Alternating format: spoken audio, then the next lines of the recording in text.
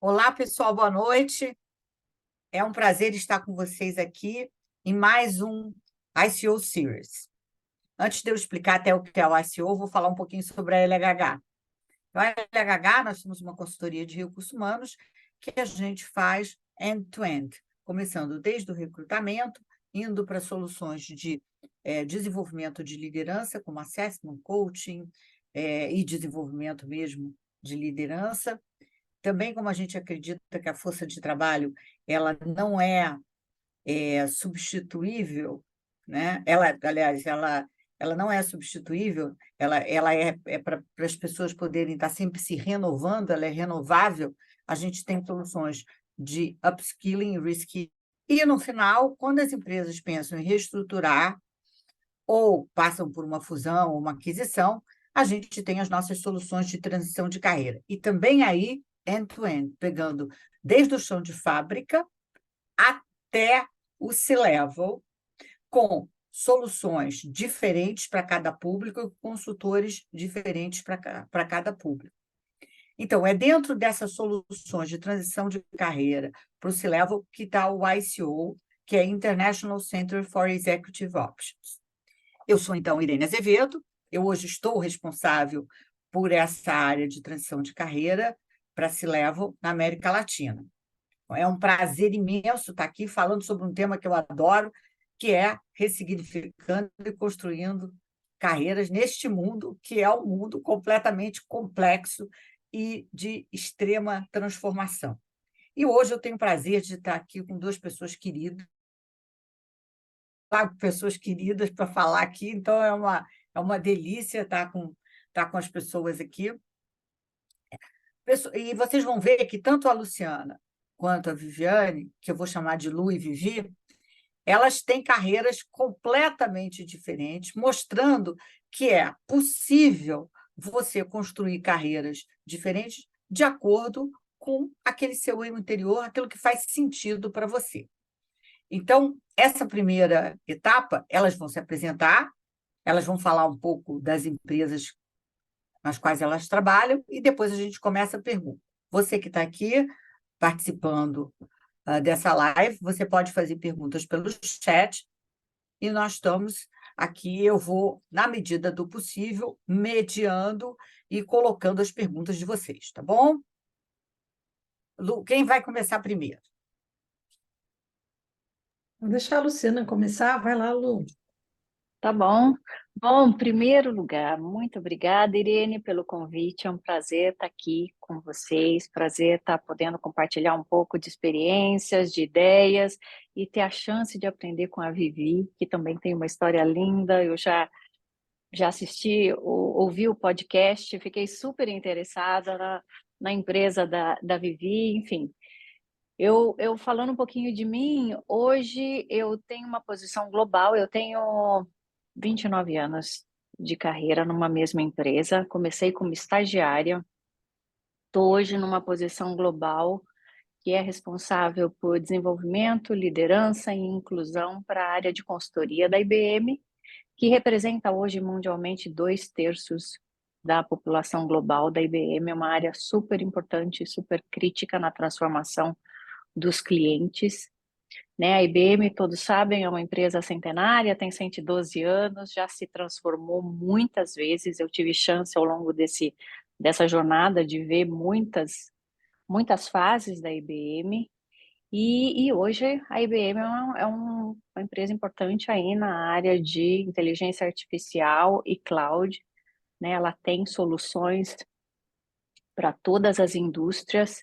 Ela é muito focada em cloud híbrida e tem um papel muito protagonista na parceria e na colaboração mundial. A gente tem uma ideia que as empresas de tecnologia só concorrem entre si. A grande verdade é que a indústria está se desenvolvendo tão rápido e o que existe hoje é uma grande colaboração aberta entre vários players globais. E o que a gente faz realmente é trabalhar uma cocriação de soluções com os nossos clientes e com esses parceiros de negócio, né? Quando a gente fala em cloud, os clientes normalmente têm vários provedores de cloud numa mesma empresa, e o que a gente faz é realmente conseguir viabilizar o negócio dos clientes, independente da cloud que ele tem, né? Ou seja, a gente, em consultoria, tem uma abordagem agnóstica, porque o foco realmente é como ajudar os clientes em sua transformação.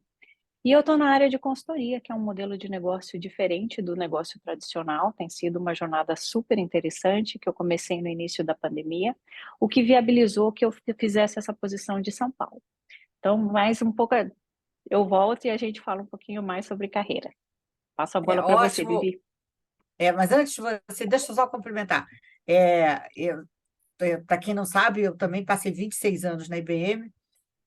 Quando eu saí da IBM, a Lu estava começando na IBM, mas o que eu acho é que a, a IBM ela consegue se reinventar sempre, e isso vem desde do início dela, por esse foco que ela tem exatamente nas pessoas, esse respeito, né, pelas pessoas, que sempre foi um credo naquela época, não se falava de valores, falava de credos, né, um credo da IBM, que era o respeito pelas pessoas. Então, você sai da IBM com esse sentimento de ter participado de uma família que, como toda família, as pessoas crescem e vão embora e fazem outras coisas, né? Verdade. Desculpem, eu não é para falar, mas eu precisava dar Eu esse acho ótimo. depoimento, né? Para falar da IBM. Vivi, querida, Vamos lá, vou falar um pouquinho então sobre mim, para quem não pode me falar. conhece ainda, né? Bom, eu sou hoje uma empreendedora, né? Empreendedora de segunda viagem. Eu toco uma startup que se chama Mais Vívida. É uma startup que trabalha a inclusão digital e a capacitação em tecnologias para o público 50 mais, através da conexão com jovens. Então, a gente tem atendido o público final e tem atendido empresas também. Então, não temos IBM ainda como cliente, quem sabe podemos ter um dia, mas a gente tem a Brasilprev, tem a Telehelp, são empresas que estão buscando dialogar, né, com o público mais vivido e também trabalhar a diversidade etária dentro do seu ambiente de trabalho, né? Mas eu comecei minha carreira como jornalista, eu sou jornalista de formação, mas também sou curiosa demais, eu cheguei a fazer arquitetura, cheguei a prestar biologia, eu sou uma pessoa que não tem um pensamento muito linear, e aí fui parar no jornalismo, e o jornalismo preencheu, acho que saciou essa minha curiosidade, porque sendo jornalista você lida com qualquer coisa, né? Você vai entrevistar uma pessoa sobre qualquer assunto, você tem que pesquisar sobre diversos temas. Trabalhei um pouquinho como jornalista, bem no começo da carreira, e logo enveredei para a área de negócios dentro da Editora Abril, onde eu criei as primeiras áreas ali que trabalhavam conteúdo para marketing. Fui virando gerente de marketing, depois diretora de marketing muito jovem, e tive a oportunidade, ao sair da Editora Abril, de montar meu primeiro negócio. Então, eu tive uma empresa que era, na verdade, uma empresa de marketing e comunicação, né? Não era bem uma agência, mas era uma empresa de planejamento. Fiquei um tempo com essa empresa e senti vontade, assim, vocês estavam falando aqui sobre família, né? Sobre se sentir nessa família, eu gostava muito desse clima dentro da Editora Abril, eu me sentia muito acolhida lá, eu me dava bem com todo mundo, então eu quis voltar a vivenciar isso, porque na minha empresa era eu e meu sócio, era um time muito pequeno, né? E eu sentia falta dessa efervescência, né? E aí eu acabei voltando a trabalhar em empresas, startups pequenas e médias, e tive uma passagem pela Unilever também, antes de estruturar a Mais Vívida. E aí a Mais Vívida está aí com a gente desde 2019, né? Já fizeram 4 anos no meio desse ano de empresa. Pivotamos 2 vezes, então é como se a gente tivesse 8 anos. Foram muitas mudanças, pandemia no meio. Eu vou contar um pouco mais no decorrer aí do bate-papo, respondendo as perguntas da Irene. E Irene é uma das minhas conselheiras lá. Então, estou super feliz de estar aqui, Irene. Obrigada pelo convite. Está sendo uma grata surpresa ter você próximo do negócio também. Ótimo, gente. Então, agora vamos começar. Então, eu queria, assim, vamos começar do início mesmo, do início da carreira de vocês, né? Como é que vocês acham que esse início da carreira de vocês pode ter influenciado ah, até onde vocês chegaram, até hoje? Oh, Bom, posso começar? Vai lá, vai lá. Oh, pode. legal. Olha, eu sou engenheira de formação, Sou engenheira de produção pela Federal de São Carlos e o meu início de carreira não teve nada a ver com RH, né? Eu comecei fazendo estágio na área de desenvolvimento de hardware e software. Eu fazia qualidade para isso, ISO 9000 para isso. Depois eu fui contratada numa área que era controle da produção. E mal eu comecei nessa área, a IBM estava criando um negócio de consultoria, que hoje é esse negócio que eu faço parte do time global. E eu fui alocada em projetos de reengenharia, de transformação de negócios, e trabalhei por 2 anos aí nessa área. Eu voltei porque eu realmente eu queria casar, eu tinha um namorado há 7 anos, enfim, essa vida de hotel era muito complicada, eu estava muito entre Nordeste, Bahia, enfim. E apliquei para uma área que eu fui trabalhar com vendas. Enfim, o começo da minha carreira ela foi muito diversa no sentido de diferentes experiências. Nessa área que eu comecei a trabalhar como vendas, eu fui nomeada gerente com 26 anos de idade. Né? Eu tinha 3 anos de IBM apenas.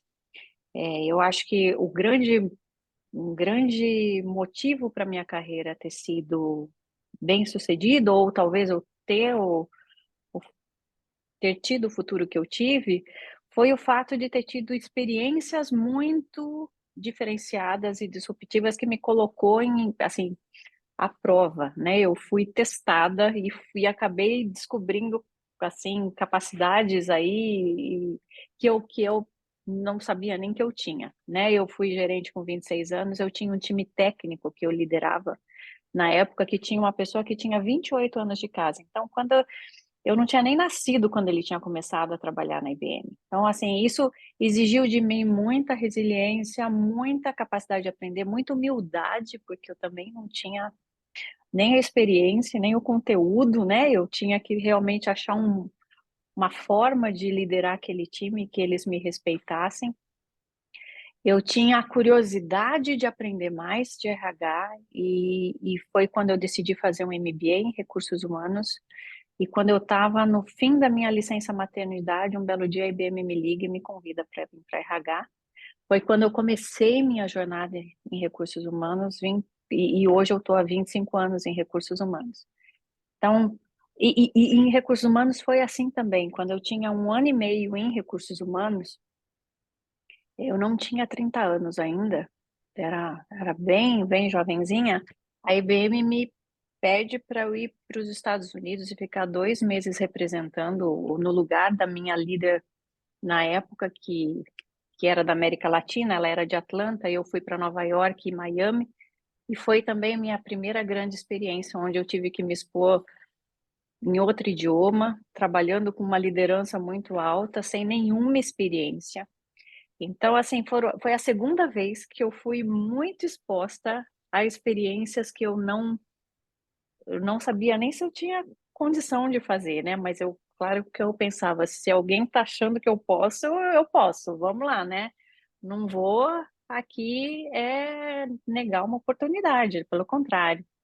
E isso fez com que realmente eu tivesse oportunidade de me expor, de ser vista, de me testar em diferentes situações, e daí eu tive várias experiências, tanto no Brasil como na América Latina. Fui mais 2 vezes para os Estados Unidos, uma para Miami por 6 meses, outra para Nova York por 1 ano e meio, e eu acho que isso foi muito bacana. Mas o começo da minha carreira foi em outra área, outros conhecimentos, e eu acho que o que me ajudou realmente foram algumas oportunidades que me fizeram até me conhecer realmente no processo, né? Assim, precisava coragem, precisava resiliência, precisava de suporte familiar também, porque para fazer essas viagens e esses períodos internacionais, eu contei muito com a minha família, mas deu certo, né? Eu acho que assim, e se não tivesse dado, tinha sido uma grande experiência. Eu acho que tinha dado certo de qualquer jeito, só pela oportunidade já valia tudo aquilo que eu passei. Ótimo, obrigada. Vivi, Com certeza, Luciana, com certeza. Você falando me fez lembrar de movimentos também que eu fiz, mas todos no Brasil mesmo. em que eu sentia que eu não estava preparada muitas vezes, e eu acho que é muito comum acontecer isso em empresa, né? As pessoas veem que você talvez esteja quase pronta para uma posição, te colocam lá, e às vezes você olha e fala, será que eu tô? E às vezes eu acho que as pessoas veem em você coisas que você mesmo não está vendo, né? Dependendo do teu nível de É. maturidade, a gente não percebe, né? Então eu lembro que alguns pontos fortes meus eu fui percebendo conversando com líderes, com pares, com então coisas que às vezes em mim mesma eu não percebia, né? Então é muito interessante essas descobertas. Eu acho que respondendo a pergunta aqui da Irene, eu vejo duas coisas que me ajudaram, Irene. Primeiro, todo o relacionamento que eu construí no meu início de carreira, principalmente na Editora Abril, são pessoas com quem eu me relaciono até hoje. São pessoas que acompanharam muito da minha trajetória desde a saída da Editora Abril em 2014, e eu vejo que até hoje, assim, são pessoas que eu almoço, converso, faço networking, algumas se tornaram investidoras da minha startup, outras conselheiras. Então, eu acho que sim, se não fosse esse meu início de carreira, hoje seria muito diferente, com certeza, né? Esse apoio todo, para mim, é muito importante. Porque quando você passa a empreender, muda muita coisa, né? Muda muita coisa. E eu acho que ter essas pessoas acompanhando sua jornada e te reconhecendo em outras posições, em outros momentos, tem um valor muito grande. E outra coisa que eu acho que ajudou muito é que, como eu era jornalista e era muito curiosa, lia muita coisa. Era não, né? Eu sou jornalista, mas é que realmente não pratico mais. É, eu acho que eu fui percebendo o boom do envelhecimento populacional um pouco antes, sabe? Eu me engajei na causa um pouco antes.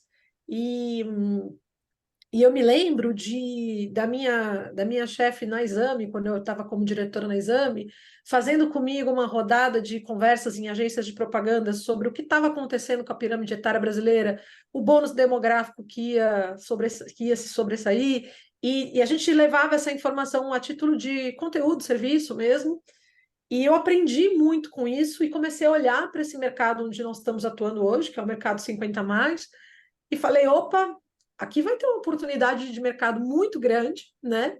E que eu não estou vendo as empresas olhando. Nem a Abril, onde eu estava naquele momento, estava olhando, e nem as outras empresas pelas quais eu passei depois, eu vi muita atenção a esse mercado.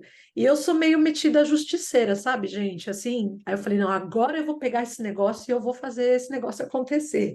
Né? Ninguém está olhando, mas eu vou olhar, né? E eu fui defender as minorias, né? Então, e aí estou aqui, trabalhando com os mais vividos. Eu comecei com o público 65 mais, né? O meu foco era em 65 mais, e agora a gente está abrindo o leque um pouquinho mais, hein? Que bom, ótimo. Irene, eu posso só Lógico, comentar. deve. Vivi, eu estava lendo alguns estudos, né? Tem um muito interessante da Ernst Young com a Maturi, que acabou de sair, Isso aí. e vi outros artigos também. Eu fiquei chocada de ver que em 2040, 57% da população vai ter mais de 45 anos. Em 2050, um terço da população vai ter mais que 60, né? E eu não lembro a fonte, mas em 2030 a gente vai ser a quinta nação com uma população maior de 60. Então, esse é hoje um tema tão profundo, tão sério, que devia ser considerado como uma prioridade de negócio nas empresas, né? Eu acho que o grande problema é a forma de tratar e achar que é mais um tema para RH tocar com alguma iniciativa que não vai, no fundo, ter um impacto tão grande, né? Mas eu estou com você. Essa é uma super área de oportunidade, porque vai ser a nossa realidade nos próximos anos, né? E tem muito pouca gente olhando para isso. Então, realmente, Muito pouco. muito pouca gente olhando para isso, é verdade. Bom, eu sou uma prova do etarismo, né? Estou com 73, estou aqui trabalhando, né? É E fora as da pessoas. curva, hein? Maravilhosa. Ah, minha Não, inspiração. e as pessoas vão estar assim, né? Alguém aí batendo palma, obrigada, hein? Bom, gente, agora vamos falar sobre ressignificar o trabalho, né? Então, nos Estados Unidos, hoje a gente vê falar de Great Resignation. Vocês percebem isso, né? Primeiro com vocês, e se vocês percebem isso dentro das organizações que vocês estão? Olha, Percebo. Vai lá, vai lá. Vai você Vou primeiro, seguir a ordem, Feli. vou Eu seguir vou a ordem. depois. Vai lá, vai lá.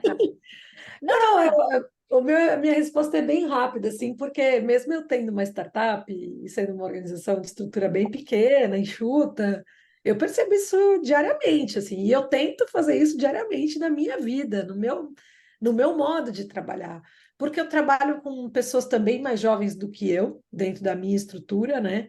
E eu percebo, às vezes, no dia a dia, eu paro e penso, falo, será que eu estou agindo de acordo com o meu padrão, que já é de uma pessoa de 44 anos, que é a minha idade, né? E que é diferente deles que estão aqui, e eu estou achando que isso está errado, mas talvez isso possa estar certo? Ou será que eu fico me pegando pensando muitas vezes em formas novas de trabalhar, formas novas de atingir o equilíbrio, né, entre carreira e vida pessoal, que é uma coisa que eu sempre fui muito. Eu era muito workaholic, isso era um defeito meu mesmo. Eu mudei bastante, mas eu ainda tenho uma tendência a embalar no trabalho de um jeito que eu quase que entro em flow, assim, e parece que o mundo para em volta e só tá eu ali, entendeu? E nada mais pode acontecer. E não dá, né, hoje em dia, ainda mais a gente vai chegando numa idade, né? Não é por nada, né? Assim, tudo bem, são 44 anos, mas assim, eu tenho minha família, eu tenho também me dedicar aqui em casa à noite, eu preciso dar atenção para as pessoas, sabe? Tem que ter uma troca, e isso me faz bem também. E eu vejo essa geração nova que está chegando agora dando um baita valor para isso. E eu trabalhava até de madrugada, né? Então, assim, eu acho que eu tenho muito a aprender, tanto com os mais vividos quanto com os mais novos, né? E eu vejo que eu todos os dias poderia estar ressignificando o que eu estou fazendo, espero que eu esteja conseguindo, né?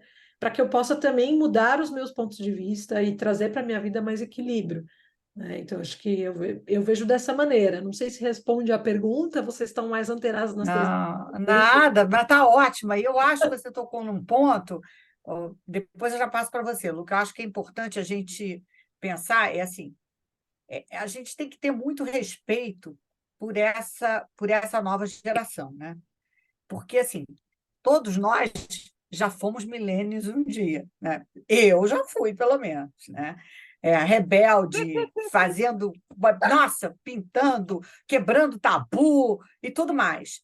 E, só que na nossa época, a gente olhava para frente e via futuro.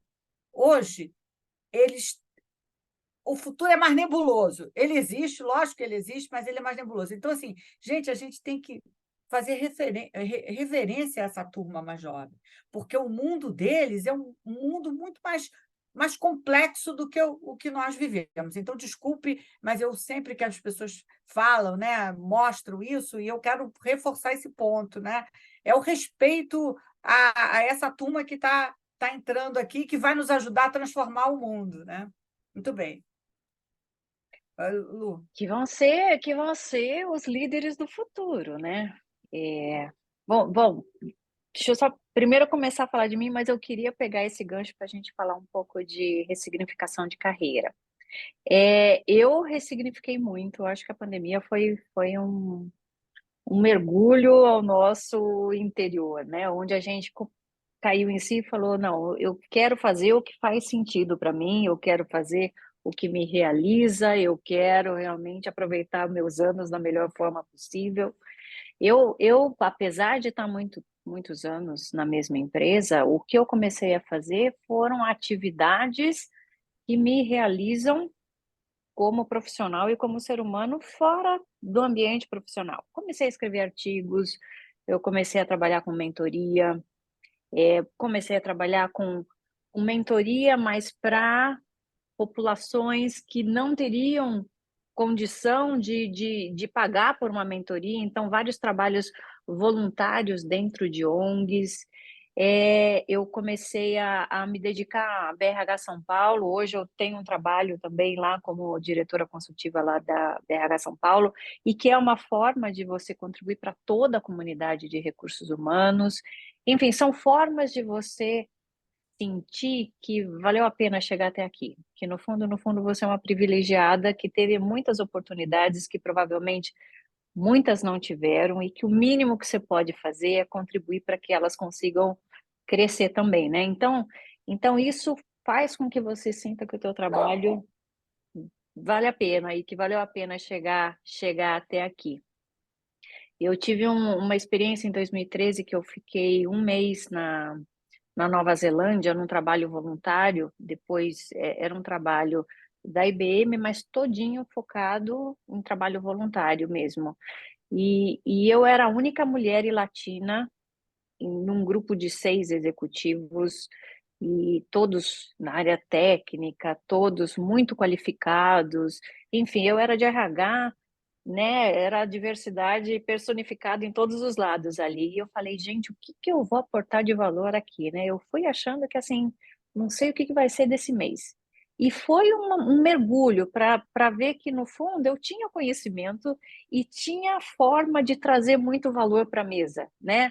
E começar a trabalhar com as comunidades lá. Enfim, foi também a minha primeira grande reflexão, que a gente sempre tem algo importante para poder contribuir, né? A gente tem valores ou tem conteúdos que podem ser muito importantes, se você souber o que você quer e como que você canaliza isso. Um comentário que eu queria fazer era sobre ressignificação de carreira mesmo, né? A Irene estava falando do quão complexo antes era mais fácil. Antes a gente tinha uma visão muito clara de que a gente saía da faculdade, começava, entrava numa empresa, ia subir uma escadinha, ia ter uma carreira de sucesso, dando passos que ia estar relacionado a níveis mais altos de salário. Acaba que é um pouco essa minha história, né? Porque eu tive exatamente isso. Mas há anos que a gente já vem debatendo muito forte que assim o mercado está mudando muito e as carreiras hoje elas são horizontais, não tem essa escada, né? E as pessoas têm múltiplas profissões. Eu tive no meu time pessoas e que hoje são estrelas no mercado, são muito bem-sucedidas, que estavam na segunda carreira, né? Uma delas, ela era aeromoça e ela começou uma carreira depois de uma outra fase da vida dela. E hoje ela é uma sumidade, uma referência em diversidade no mercado. Eu tive dentistas também que começaram. Na verdade, eu conheço uma dentista que era minha pá, e uma outra parte que era membro do meu time, que começou uma carreira, ela é brilhante em RH. Então, a gente tem que meio que desconstruir que as pessoas têm que sair da faculdade e têm que seguir a trilha natural, né? Hoje as pessoas elas tiram tempo para refletir, participar de projetos diferentes. Elas não precisam ter aqueles passos cadenciados que para a gente era o natural. E eu acho que esse é um dos desafios do etarismo. Não importa a idade da pessoa, importa em que momento que ela está do conhecimento e do que ela quer investir e aprender, né? E isso é difícil para as pessoas entenderem. Eu acho que o nome do jogo, de tudo que está acontecendo agora, é capacidade de aprender, não importa a idade, né? Eu estava lendo também Aprender um e artigo que desaprender, né? sim, e de não Aprender e achar que desaprender. e o que te trouxe até aqui te faz melhor do que qualquer um. Qualquer posição nova, qualquer oportunidade, você é um aprendiz, você vai começar lá, você vai tentar entender a situação e você vai ver como que você se prepara para isso, né? Então a gente vê que o estereótipo é muito perigoso, né? De achar que o jovem está relacionado com novas tecnologias, que pessoas com mais idade, elas não são capazes de aprender tecnologia, ou que eu já vi muitas pessoas com 50 a mais com uma cabeça extremamente mais aberta que muito jovem. Então Sim. a gente não pode botar as pessoas em caixinha. Eu acho que o mundo está todo desconstruído, é mais difícil de entender e de ver a previsibilidade, mas, por outro lado, eu acho que as pessoas elas estão muito mais fiéis ao que elas querem, né? O que realmente faz sentido para a Autênticas. vida delas. Autênticas. É, Você tocou num ponto aí da conversa que eu acho que eu adoro, né, falar sobre isso. Se deixar agora, eu vou ficar falando um tempão, mas não vou fazer isso, Irene, não vou quebrar o protocolo. Mas eu queria fazer dois comentários aqui, tá? Primeiro sobre etarismo, né? Primeiro sobre o comentário que a Irene fez um pouco antes de passar a palavra para a Luciana, do respeito ao jovem, né? etarismo é preconceito relacionado à idade, não importa a idade. Não E tem importa se é preconceito, 50 mais ou se é o super você jovem, é né? jovem. Tem É muito isso aí. preconceito dos mais velhos com o jovem também, tá? É que acaba ocorrendo mais o contrário, Verdade. porque a nossa sociedade, como a Luciana acabou de falar, acha que o aposentado, vamos dizer assim, tem que parar de fazer tudo porque se aposentou formalmente ali pelo governo. E hoje já não é mais assim, né? Então, a gente tem o exemplo clássico aqui da Irene, né, que é maravilhoso, e a gente tem muitos outros, porque a gente tem alunos, né, de diversas idades que continuam ativos, não importa a idade ali da aposentadoria no papel, entendeu? Então, eu acho que o que é legal do que você está trazendo, Luciana, também aí, é que uma pessoa como você, nessa cadeira que você está sentada, numa empresa desse tamanho, com essa cabeça, é primordial, né, para a gente começar a mudar essa realidade. Porque é você que está ali, né, junto com os times, liderando, capacitando, treinando, você conduzindo políticas talvez internas aí de diversidade, e essa mentalidade ela é fundamental. Infelizmente, nem todo mundo tem ainda, né? Existem estudos científicos que comprovam já que quando você chega por volta dos seus 50 anos, você vai ter trocado todos os neurônios com os quais você nasceu. É uma mudança, é uma renovação brutal que acontece aos 50 anos. É uma nova vida. E a gente já ensinou senhoras de 99 anos a usar o Instagram, que aprenderam mais rápido do que pessoas mais jovens, né? Então, assim, lindo ouvir isso de você, porque realmente não é comum. As empresas com quem a gente vem conversando na Mais Vívida têm nos mostrado uma visão muito bacana de diversidade, mas não é a maioria de fato, né? Então, quando a gente encontra uma empresa assim, eu falo, a Brasil Prev, que é nosso cliente, né? A gente fala assim, nossa, que lindo! E a gente participa da reunião, combina as coisas, tal. Quando eu saio, eu falo, gente, que lindo, né? Parece um elixir, assim. Eu escuto eles falando, eu falo, tem uma autenticidade ali dentro, tem verdade, o que o líder está pensando, o outro também está pensando, tem uma coerência no discurso entre os departamentos. E eu acredito que essa mudança ela é de dentro para fora mesmo, né? Das lideranças. Eu sei que o RH não faz tudo pelos líderes, né? Também. Cada pessoa tem que ter a sua, né? O seu modo de pensar, o seu mindset, né? Mas eu vejo aí com bons olhos o teu olhar. Muito legal. Parabéns e vamos lutar contra o etarismo, gente. Precisamos. Muito bem. Eu vou Irene, só posso fazer só uma. fazer só um Não, comentáriozinho? E pode, só o pode. último, prometo.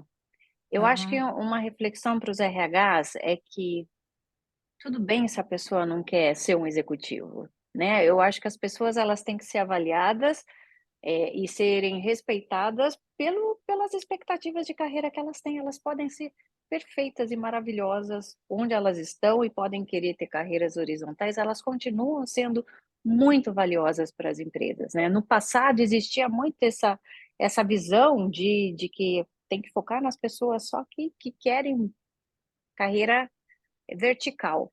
Hoje a gente tem que ver assim onde as pessoas estão no seu melhor, né? Onde realmente elas podem estar realmente contribuindo, felizes e muito mais alinhado com as expectativas. Eu acho que empatia aí é uma palavra super importante em que a gente tem que usar para ressignificar a carreira também. Perfeito. E aí, você até tocou no ponto que a Valéria, ela fez uma pergunta.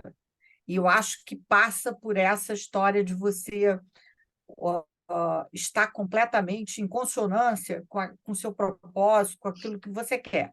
Mas eu queria ouvir de vocês. Ela disse: olha, você precisa trabalhar 8 horas por dia. Então, a maior parte de sua vida é o trabalho. Não tem como. Ele precisa ser mudado, feito de outra forma. Mas como fazer isso no mundo de hoje? Num contexto de empresa, num contexto de empreendedorismo, Eu seriam... acho que no contexto de empresa, né, ou no de empreendedorismo também, porque é o trabalho, né, é, Bom, é o seu trabalho. Bom, eu queria muito escutar a Vivi, mas eu acho que trabalho é bom, né? O importante é a gente estar feliz em fazer, porque 8 horas pode ser pouco, 8 horas pode ser muito, depende do que você está desenhando, o que você tem que entregar, né? E para ele ser prazeroso no seu dia, que vai ter lá suas, sei lá, descontando o que você vai dormir, ele tem que valer a pena, né? E aí, eu não sei se eu estou seguindo ou Ah, tudo exatamente bem. o que a Valéria colocou, mas eu acho que a questão é como é que você concilia isso com a sua vida e como que flexibilidade entra nesse contexto.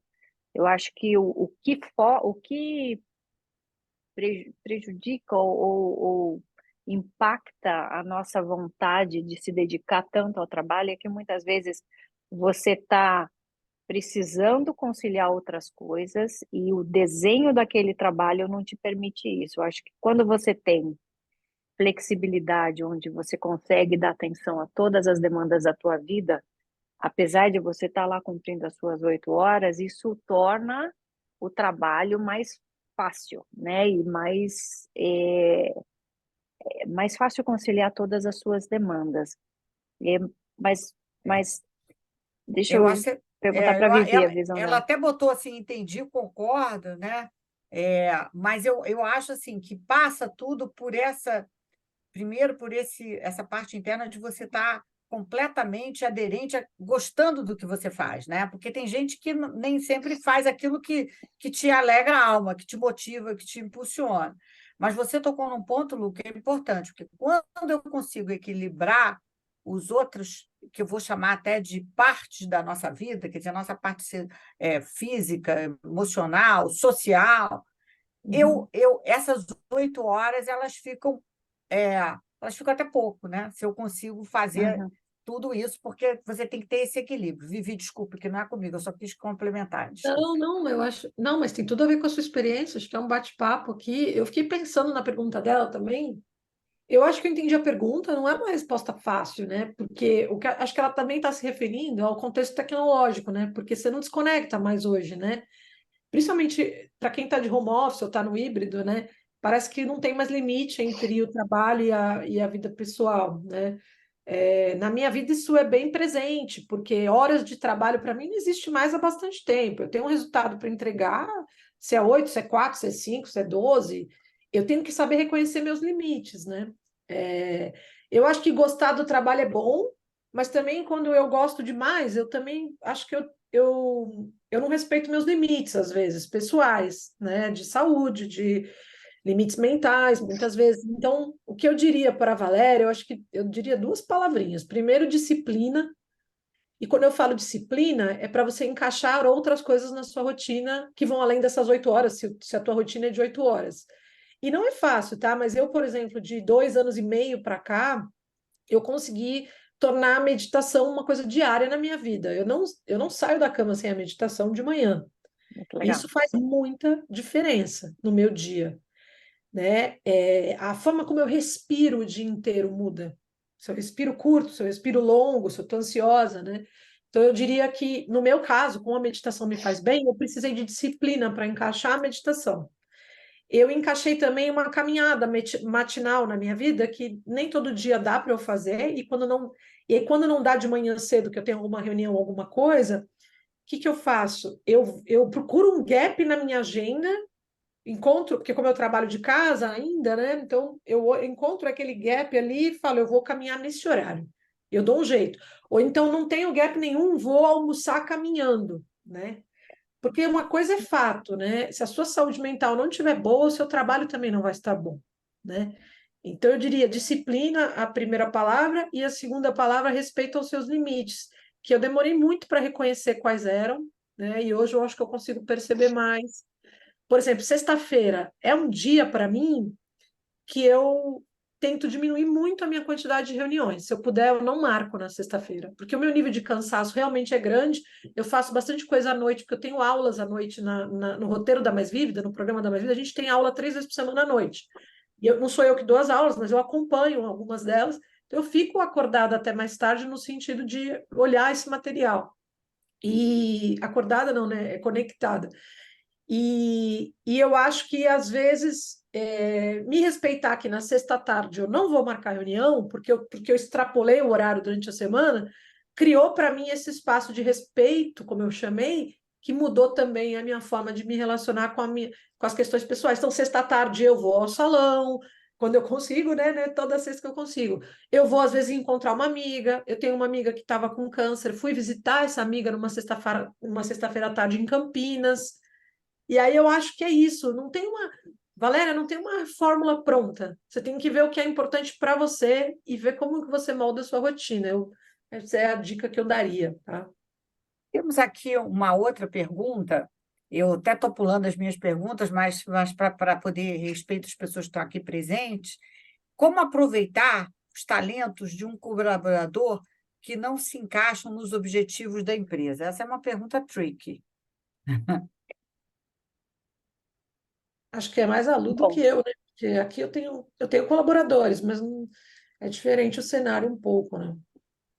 eu acho que autoconhecimento é super importante, né? Se você tem talentos que você acha que a tua companhia não está se identificando, ou não está identificando em você, você tem duas alternativas, né?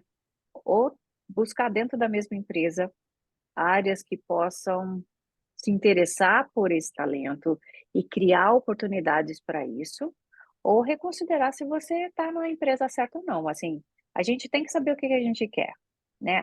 Às vezes, o que eu tenho de talento pode não estar sendo visto, mas de repente o que eu estou fazendo está me dando a oportunidade de desenvolver outros talentos também, né? A gente tem que saber os nossos limites e até que ponto está valendo a pena o trabalho que eu faço.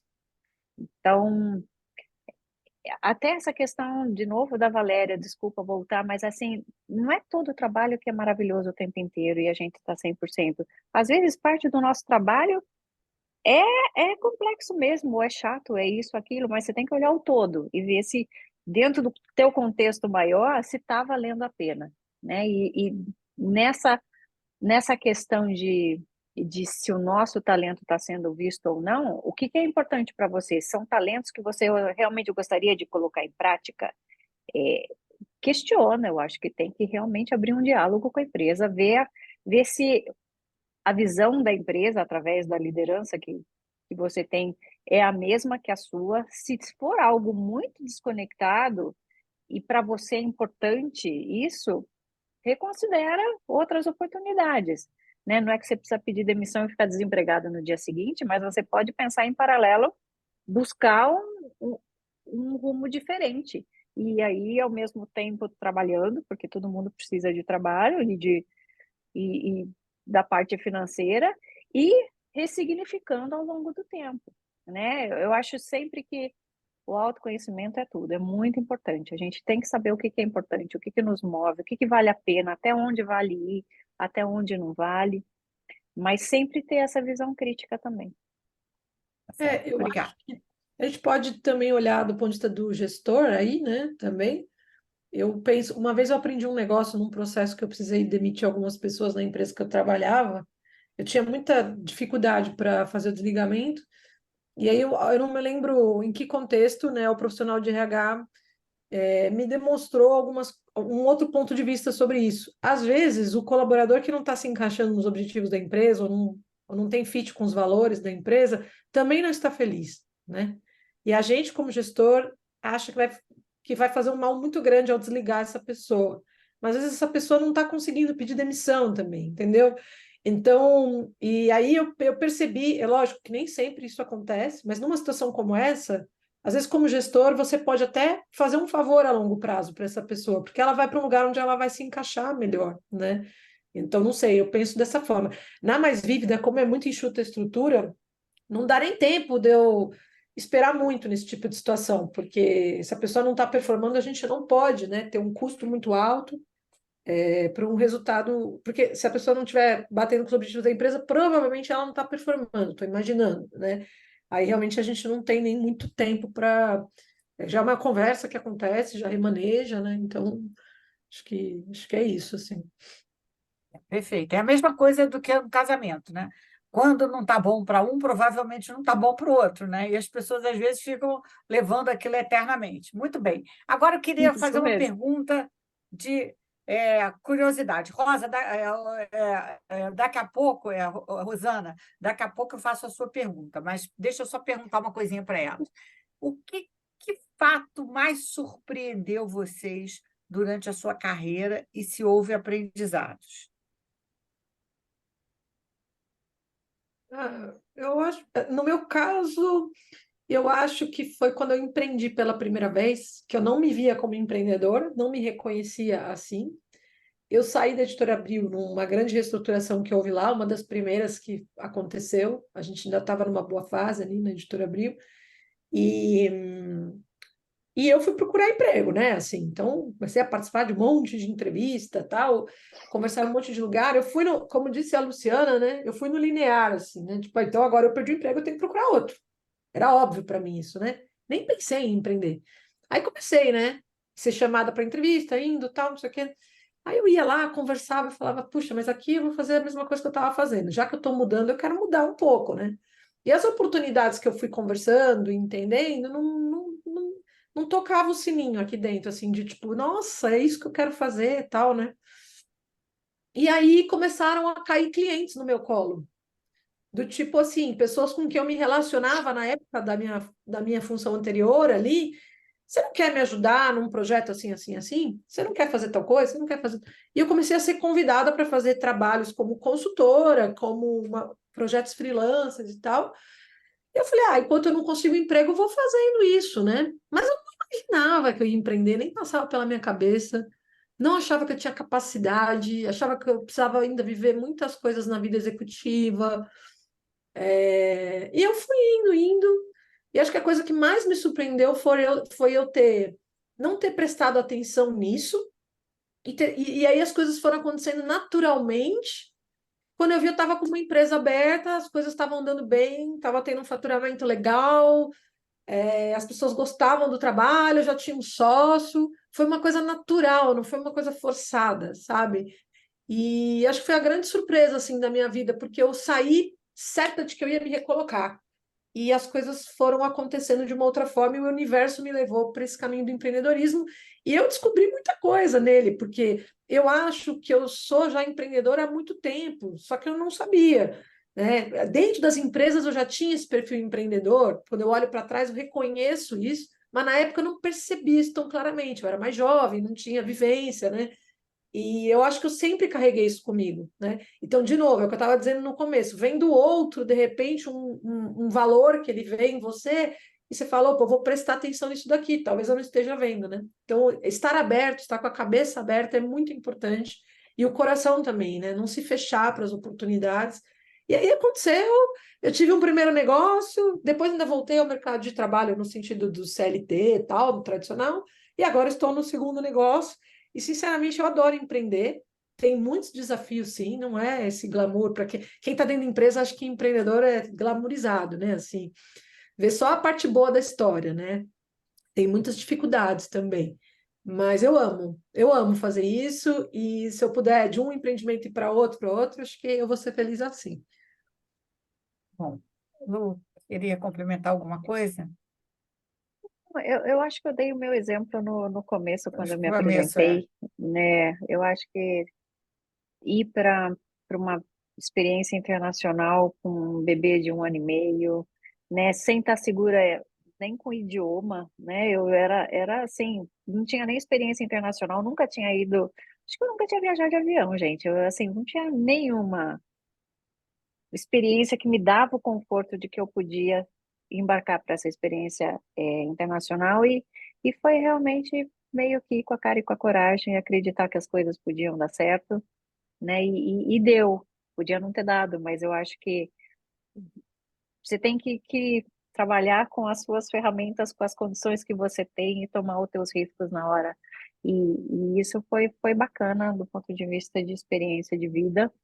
Um outro ponto que eu lembrei agora, assim, eu participei eu fiz um programa de coaching, Vale Hatch, aliás, uma propaganda aqui ao vivo, que foi, assim, divisor de águas também na minha vida, no que eu esperava para minha carreira executiva. Foi algo que eu nem tinha a expectativa que fosse ter um impacto tão positivo como teve. Eu acho que isso foi um mergulho interior também que eu recomendo para todos que querem realmente se entender e ver o que é importante na, na vida, né? Na vida profissional, na vida pessoal e tudo mais. Eu vou usar, ainda temos um tempinho para uma última pergunta, que eu vou fazer a pergunta da Rosana. Vocês entendem que o modelo CLT de trabalho ainda tem vida longa? Ou realmente iremos migrar cada vez mais para a gestão interina, projetos ou jobs mais alinhados com o que as pessoas buscam a título de realização pessoal e profissional? Eu acho que essa é uma tendência, mas depende do que a gente quer, a gente entende por vida longa, né? Eu acredito que as empresas vão continuar existindo, vai continuar existindo o emprego formal, mas hoje o mercado já está diferente, né? A gente vê que existe muitas pessoas qualificadas no mercado que não querem nem voltar para o ambiente corporativo porque eles conseguem ter uma vida profissional muito mais flexível hoje através de projetos. Então, eu não sou futurista, mas eu acho que a gente vai viver num ambiente híbrido nos próximos anos, sim. E as pessoas que têm a questão da flexibilidade como algo primordial, elas vão acabar optando por esse modelo. Mas é um reflexo do quanto o conhecimento é importante, conhecimento e experiência, porque só quem tem muito para conseguir contribuir consegue viver bem nesse modelo de negócios de projetos e pequenas inserções, né? Então, Perfeito, conhecimento é tudo e a gente tem que estar sempre aprendendo e se preparando aí para os desafios. perfeito. Vivi, você está no mudo, Vivi? Eu concordo com o que a Lu trouxe, né? Acho que eu só complementaria que esses modelos, acho que adicionais que estão sendo criados, novos, conforme eles forem sendo absorvidos pelo mercado, acho que eles dão muita oportunidade para as pessoas 50 a mais, né? Já que o mercado de trabalho não está muito favorável a isso, né? Então, o talent as a service, e o trabalho por job, mas com certeza o que a Luciana trouxe é fundamental, assim. Se a gente não tem um pano de fundo que nos deixa um pouco mais seguro para encarar essa novidade, pode ser bastante desafiador, né? Então, eu torço para que esses modelos se disseminem cada vez mais, para que as pessoas possam escolher e as empresas também, né?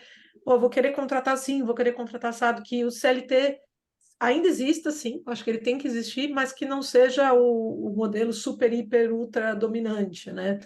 E que a gente tenha também a possibilidade de ter proteções, vamos dizer assim, né? Porque o CLT ele tem essa segurança que ele passa, né? Que os outros modelos não têm. Como é que a gente poderia incorporar dentro de um possível CLT B ou C algumas proteções para essas pessoas que vão estar em modelos diferentes, modelos novos? Acho que precisa modernizar um pouco essas leis aí, né? E eu acho que isso é muito demorado no Brasil, então nem vai acabar o CLT e nem sei se isso vai acontecer tão cedo.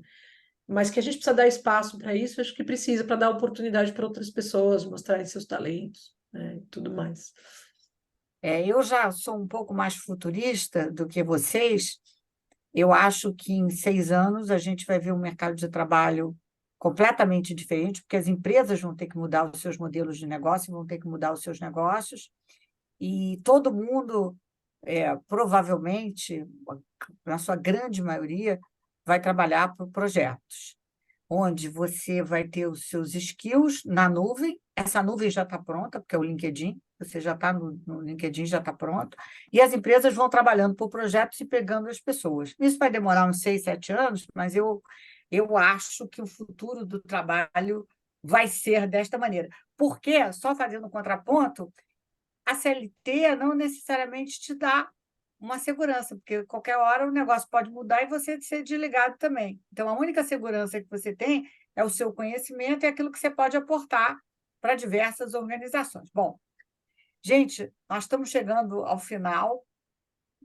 Eu queria aproveitar para vocês deixarem assim uma mensagem, essa última mensagem aqui para as pessoas, né? Que pena, a gente hoje poderia ter ficado aqui muito mais horas, foi um papo maravilhoso, mas eu queria então que você deixasse uma mensagem para essas pessoas que estão aqui nos assistindo.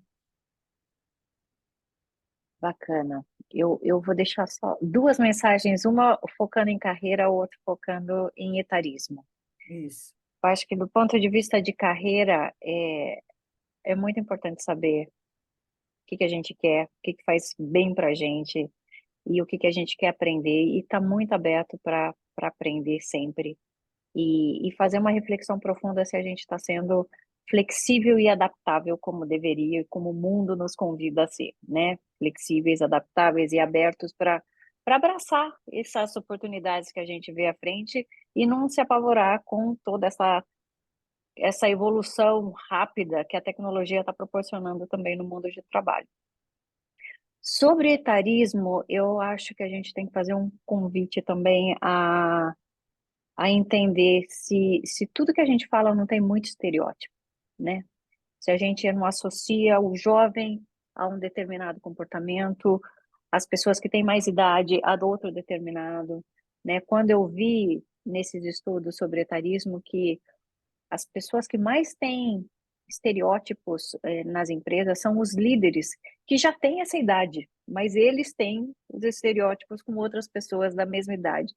Eu acho que se a gente não desconstruir isso, vai ser muito difícil é, abordar esse tema com seriedade, com profundidade, para mudar a situação do mercado de trabalho.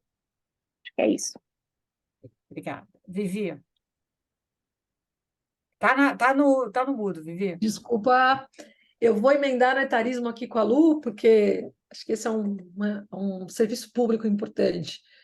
Segundo a OMS, uma em cada duas pessoas já cometeu etarismo, né? Já cometeu esse preconceito. Então, com certeza, você que está nos assistindo, eu, a Lu, em algum momento a gente já foi etarista, tá? E está na hora de mudar isso, porque isso afeta a saúde mental e bem-estar socioemocional dessas pessoas, de qualquer pessoa, principalmente as mais velhas, onde o preconceito é mais forte, sim, na nossa sociedade, né? Então, vamos ajudar as pessoas a viverem melhor. Antes de falar, opa, será que eu estou falando que ele tem energia porque ele é jovem, ou ele não tem energia porque ele é velho? Será que eu estou dizendo que ele consegue porque ele é velho, ou ele não consegue porque ele é jovem? Né? As palavras estão muito carregadas hoje. Com o digital, a gente digita qualquer coisa, porque tudo é corrigível, né? Tudo é editável. Então, a gente está acostumado a pensar menos agora, antes de falar, diferente de antigamente. Então, peço essa atenção aí para todo mundo, para a gente se ajudar a combater o etarismo no mundo. É uma missão, uma das minhas missões. Eu faço parte de um movimento que chama Atualiza, que é um movimento de combate ao etarismo, é um movimento pro bono, né? Ele não tem fins lucrativos, mas ele funciona em favor de ajudar a combater o etarismo nas empresas e na sociedade, né? A gente lançou um guia de combate ao etarismo, que eu posso deixar o link para vocês. E então, assim, concordo aqui com a Lu em gênero, número e grau, e o que eu puder ajudar, meu LinkedIn, posso colocar aqui no chat, estou à disposição, tá? Em relação ao etarismo. Em relação ao empreendedorismo, que é o que eu acho que eu posso falar com mais propriedade agora, empreender é mágico, mas também tem seus desafios. E nós, como seres humanos, temos essa mania de achar que a grama do vizinho é mais verde, né? Então, antes de você olhar a grama do vizinho e falar, eu quero fazer aquilo, busca o seu propósito interior. Eu sei que é uma palavra meio batidinha, mas se você não acordar de manhã nos dias difíceis e tiver um propósito para aquilo que você está fazendo, vai ficar mais difícil ainda, né? Tem dias bons, tem dias ruins, como em qualquer empresa, como em qualquer lugar.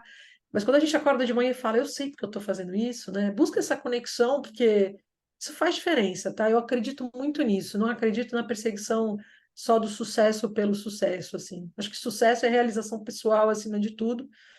Então, convido vocês a refletir e buscar essa luzinha aí dentro, quem ainda não achou ou está desempregado e está, pô, o que que eu vou fazer agora? Se conectar no seu interior aí, que eu acho que pode ajudar bastante. E é isso, eu fico à disposição, Irene, no LinkedIn para trocar ideia com o pessoal que está assistindo. Eu vou deixar aqui no chat o perfil, à disposição da Lu, Perfeito. bem. Deixem aí. Depois eu Eu mando um também. e-mail para vocês duas se conectarem. Eu Mas quero. para terminar, então, eu vou deixar minha última mensagem.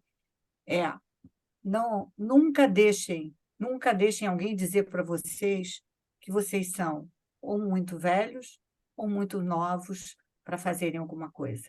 A gente pode fazer tudo que a gente quiser. Depende da gente botar a intenção. Então, um beijo para vocês. Eu adorei, foi excelente. Espero revê-los na próxima, tá? Um beijo a todos, uma ótima noite para todos, tá? Tchau, gente. Beijo. Tchau. Um Tchau, beijo, tchau. tá? Tchau. Boa noite. Boa noite.